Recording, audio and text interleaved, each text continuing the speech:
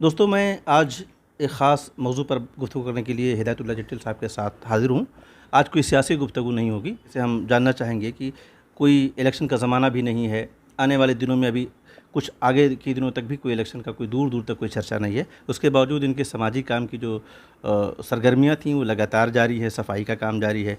अभी अब बकरीद के दिन 3 दिन में आपने देखा कि किस तरह से उन्होंने मलबे उठाए हैं और इस हवाले से ये पूरे ओखला में बड़े मशहूर हुए हैं और काम कर रहे हैं। तो सबसे पहले तो मैं इनसे यही जानना चाहूँगा कि आम तौर पर इस तरह के जो काम होते हैं वो इलेक्शन के आसपास जो समाजी और सियासी लीडर होते हैं वो करते हैं। क्या वजह है कि ऐसी कोई आसपास कोई इलेक्शन भी नहीं, उसके बावजूद इनका काम जारी है? जब कोविड के बाद से मैं पूरे मुस्तैदी से मैंने कोशिश किया कि जो चुने हुए विधायक और काउंसलर हैं वो इन सारे काम को, लोगों की जो बेसिक ज़रूरियात हैं उनको पूरा करने में मदद करे। लेकिन जब मैं थक गया विधायक को कोशिश करके लेटर लिख के, मैं कोई भी काम हवा में नहीं करता हूँ कि मैं ज़ुबानी बोल दूँ और उस पे अमल ना हो और मैं उस किसी पे इल्ज़ाम लगाऊँ।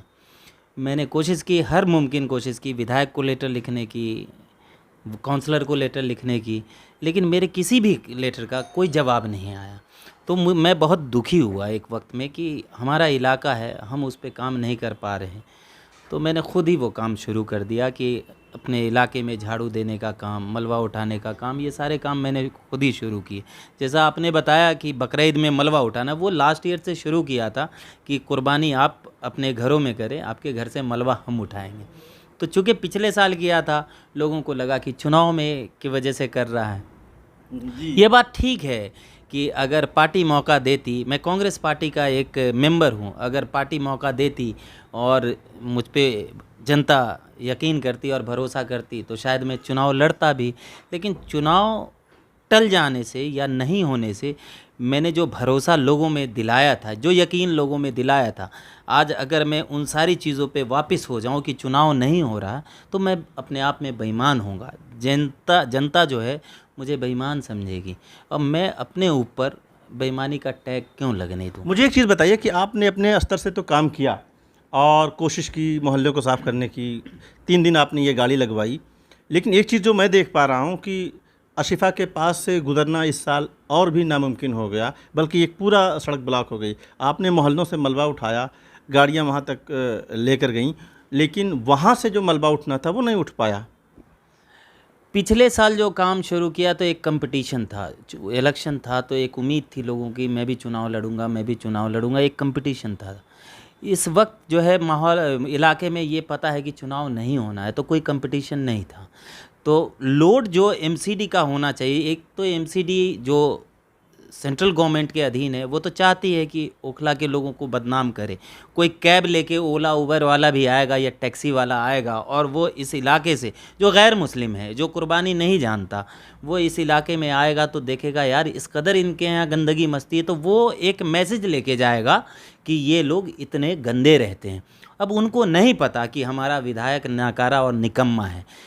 हालांकि मैं आपके चैनल के माध्यम से लोगों तक एक बात पहुंचाना चाहता हूं कि आज जो एमसीडी का पूरा कार्य करने का तरीका है, वो एक नोडल ऑफिसर अपॉइंट किया हुआ है हर विधानसभा में, और वो नोडल ऑफिसर रिपोर्ट करेगा एमएलए को। मतलब एमएलए के अंडर में सारी कारगुजारी दी गई है, सारा अमला दिया गया है। तो जो एमएलए, मैं सीधा सीधा आपके न्यूज़ चैनल के माध्यम से कहना चाहता हूँ, जितना बदनाम हमारे इलाके को, हमारे कौम के लोगों को भाजपा कर रही है, भाजपा के लोग कर रहे हैं, आरएसएस के लोग कर रहे हैं, उनकी मदद हमारा मौजूदा विधायक भी कर रहा है। अगर वो चाहता तो एमसीडी की 50 गाड़ियां यहाँ लगी होती और एक जगह भी मलबा इस तरीके का 1 घंटा नहीं होता।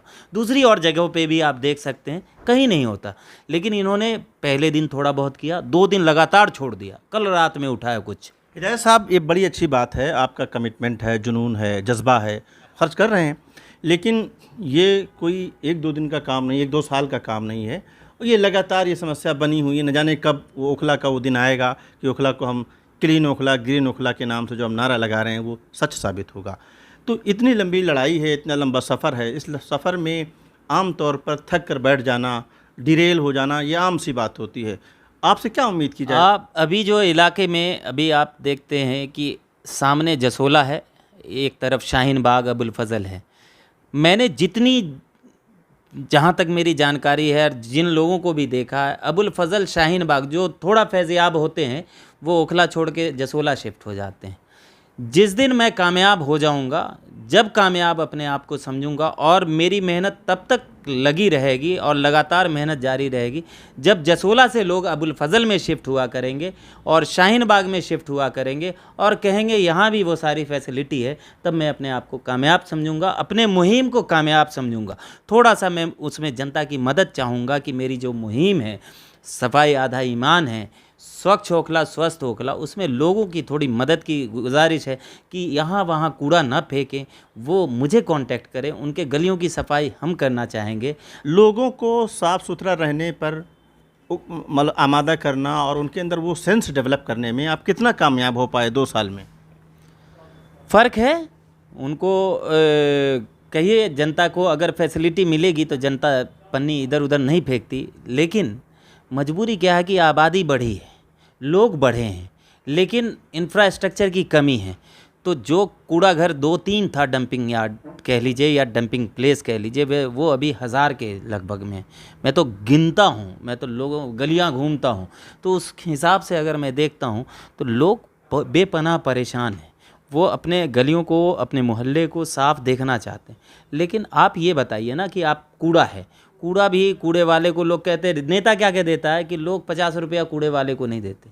नेता अपनी बेईमानी को छुपाता है, जनता को बदनाम करता है। कि ये सब करते हुए आप क्योंकि एक पॉलिटिकल लीडर भी हैं, आपने इलेक्शन में हिस्सेदारी की, जैसे अभी बात की कि आप इलेक्शन लड़ेंगे, मौका मिलेगा और लड़ेंगे, जनता के दरमियान जाएंगे। ज़ाहिर सी बात है, इस तरह के काम जब आप कर रहे होते हैं तो जहन में यह ख्याल आता है कि जिन लोगों के लिए मैं कर रहा हूँ वो एक दिन वो आएगा कि मुझे वोट भी करेंगे।